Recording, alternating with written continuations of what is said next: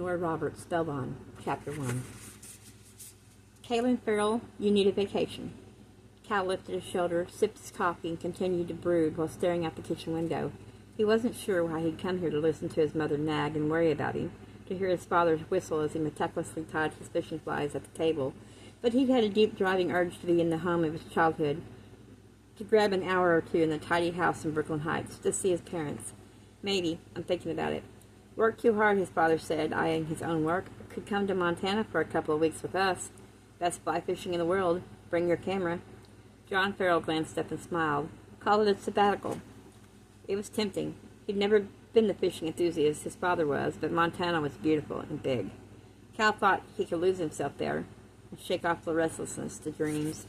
A couple of weeks in the clean air will do you good. Sylvia Farrell narrowed her eyes as she turned to her son. You're looking pale and tired, Kaylin.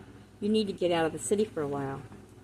Though she'd lived in Brooklyn all her life, Sylvia still referred to Manhattan as that city with light disdain and annoyance. I've been thinking about a trip. Good, his mother scrubbed at the countertop.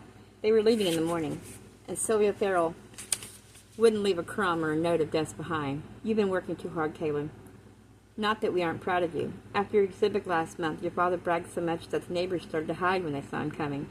Not every day a man gets to see his son's photographs in the museum. I like the news especially, he added with a wink. You old fool, Sylvia muttered, but her lips twitched. Well, who'd have thought when we bought you that little camera for Christmas, when you were 8, that 22 years later you'd be rich and famous. But wealth and fame carry a price. She took her son's face in her hands and studied it with a mother's keen eye.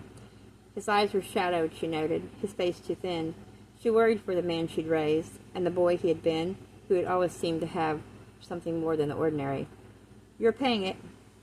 I'm fine, reading the worry in her eyes, recognizing it, he smiled. I'm just not sleeping well. There had been other times, Sylvia remembered, that her son had grown pale and hollow-eyed from lack of sleep. She exchanged a quick glance with her husband over Cal's shoulder. Have you, seen the doctor? Mom, I'm fine. I'm perfectly fine. Don't nag the boy, Syl. But John studied his son closely, also remembering his wife did.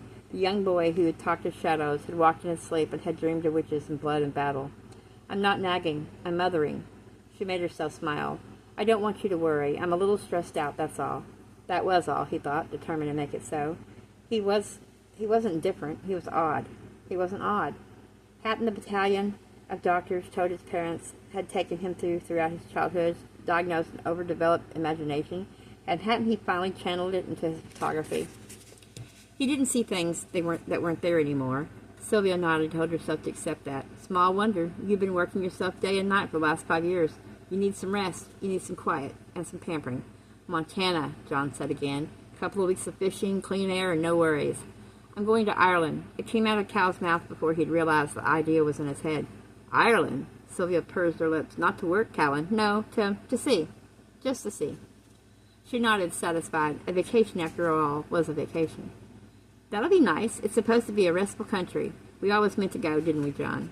Her husband grunted his assent. Going to go look up your ancestors, Cal? I might.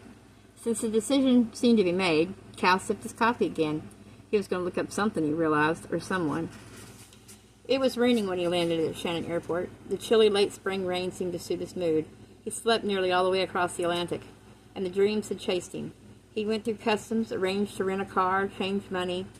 All of this was done with the mechanical efficiency of a seasoned traveler. And as he completed the task, he tried not to worry, tried not to dwell on the idea that he was having a breakdown of some kind. He climbed into the rented car, then simply sat in the murky light, wondering what to do and where to go. He was 30, a successful photographer who could name his own price, call his own shots. He still considered it a wild twist of fate that he'd been able to make a living doing something he loved, using what he saw in a landscape, in a face, in light, in shadow, and texture, and translating it into a photograph. It was true that the last few years had been hectic, and he'd worked almost nonstop.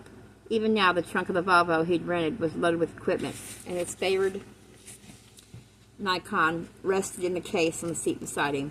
He couldn't get away from it, didn't want to run away from what he loved. Suddenly an odd chill raced through him. He thought, for just a moment, that he heard a woman weeping. Just the rain, he told himself, scrubbing his hands over his handsome face. It was long, narrow, with the high-strung cheekbones of his Celtic forefathers. His nose was straight, his mouth firm and well-formed. It smiled often, or it had until recently. His eyes were gray, a deep, pure gray without a hint of green or blue. The brows over them were strongly arched, intended to draw together in concentration. His hair was black and thick and flowed over his collar, an artistic touch that a number of women had enjoyed, again, until recently. He brooded over the fact that it had been months since he'd been with a woman, since he'd wanted to. Overwork again, he wondered? A byproduct of stress? Why would he be stressed when his career was advancing by leaps and bounds? He was healthy. He'd had a complete physical only weeks before. But you didn't tell the doctor about the dreams, did you? He reminded himself. The dreams you can't quite remember when you wake up? The dreams, he admitted, that had pulled him 3,000 miles over the ocean. No, damn it, he hadn't told the doctor. He wasn't going that route again. There had been enough psychiatrists in his youth poking and prodding into his mind, making him feel foolish and exposed and helpless. He was a grown man now, and could handle his own dreams. If he was having a breakdown, it was a perfectly normal one, and could be cured by rest, relaxation, and a change of scene. That's what he'd come to Ireland for, only that. He started the car and began to drive aimlessly. He'd had dreams before when he was a boy, very clear, too realistic dreams, castles and witches and a woman with trembling red hair. She'd spoken to him with that lilt of Ireland in her voice, and sometimes she'd spoken in a language he didn't know, but had understood nonetheless. There'd been a young girl, that same waterfall of hair, that same blue eyes. They'd laughed together in his dreams, played together, innocent childhood games. He remembered that his parents had been amused when he'd spoken of his friend. They had passed it off, he thought, as the natural imagination of a sociably only child. But they'd been concerned when he seemed to know things, to see things, to speak of places and people he couldn't have any knowledge of. They'd worried over him when his sleep was disturbed night after night, when he began to walk and talk while glazed in dreams. So after the doctors, the therapists, the endless sessions, and those quick searching looks that adults throughout children couldn't interpret it, he stopped speaking of them. And as he'd grown older, the young girl had grown as well, tall and slim and lovely, young breasts, narrow waist, long legs. Feelings and needs for her that weren't so innocent had begun to stir. It had frightened him, and it had angered him, until he blocked out that soft voice that came in the night, until he turned away from the image that haunted his dreams. Finally, it had stopped. The dreams stopped. The little flickers in his mind that told him where to find lost keys, or had him reaching for the phone an instant before it rang, ceased. He was comfortable with reality, Cal told himself, had chosen it, and would choose it again. He was here only to prove to himself that he was an ordinary man suffering from overwork. He would soak up the atmosphere of Ireland, take the pictures that pleased him, and if necessary, take the pills his doctor had prescribed to help him sleep, undisturbed. He drove along the storm-battered coast where wind roared in over the sea and held encroaching summer at bay with chilly breath. Rain patterned the windshield and fog slithered over the ground. It was hardly a warm welcome, yet he felt at home, as if something or someone was waiting to take him in from the storm. He made himself laugh at that. It was just the pleasure of being in a new place, he decided. It was the anticipation of finding new images to capture on film. He felt a low-grade urge for coffee, for food, but easily blocked it as he absorbed the scenery. Later, he told himself, he would stop later at some pub or inn, but just now he had to see more of this haunting landscape, so savagely beautiful, so timeless. And if it was somehow familiar, he could put that down to place memory. After all, his ancestors had roamed these fearing cliffs, these rolling green hills. They had been warriors, he thought, had once painted themselves blue and dreamed of all the force to terrorize the enemy. Had strapped in armor and hefted sword and pike to defend their land, protect their freedom. The scene that burst into his mind was viciously clear. The flash of a sword crashing, the screams of battle in full power. Wheeling horses, wild-eyed, spurting blood from his severed arm, the agonizing cry of pain as the man crumbled. The burn as steel pierced flesh.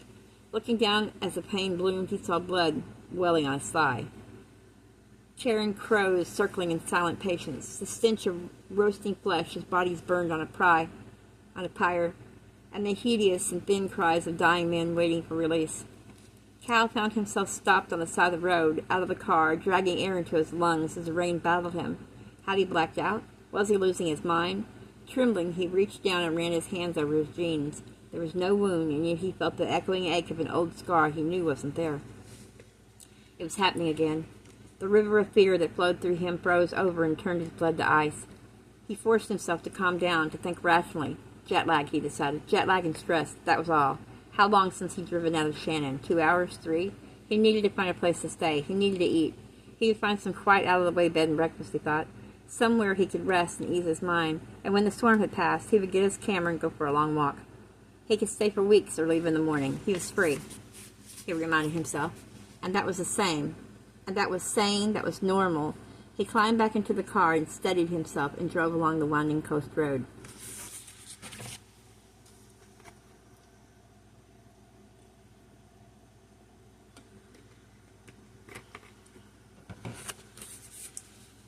The ruined castle came into view as he rounded the curve.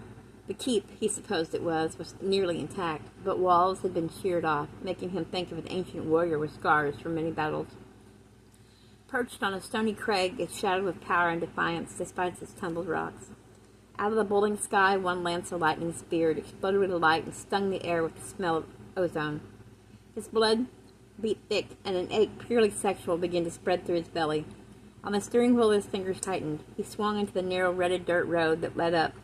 He needed a picture of the castle, he told himself. Several studies from different angles, a quick detour, 15 or 20 minutes. Then he would be on his way to that B&B. It didn't matter that Ireland was dotted with ruins and old castles. He needed this one. Mist speared at his face like a river. So intent was he on the light and shadows that played on the stone, on the texture of the weeds and wildflowers that forced their way through the crevices, that he didn't see the cottage until he was nearly upon it. It made him smile, though he didn't realize it. It was so charming, so unexpected there beside the ancient stones.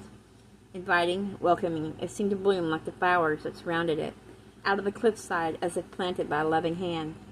It was painted white with bright blue shutters. Smoke trailed up out of the stone chimney, and his sleek black cat napped beside a wooden rocker on the light little covered porch. Someone made a home here, he thought, and tended it. The light was wrong, he told himself, but he knew he needed to capture this place and this feeling. He would ask whoever lived here if he could come back and do his work. As he stood in the rain, the cat uncurled lazily, then sat and watched him out of the startling blue eyes. Then she was there, standing in the lashing rain, the mist swirling around her. Though he hadn't heard her approach, she was halfway between the tidy cottage and the tumbling stones of the old castle. One hand was lifted to her heart, and her breath was coming fast as if she'd been running. Her hair was wet, hanging in deep red ropes over her shoulders, framing a face that might have been carved out of ivory by a master. Her mouth was soft and full and seemed to tremble as it curved into a smile of welcome. Her eyes were star blue and swimming with emotions as powerful as a storm. I knew you would come. The cloak she wore flew back as she raced to him. I waited for you, she said with the musical wit of Ireland before her mouth crushed his.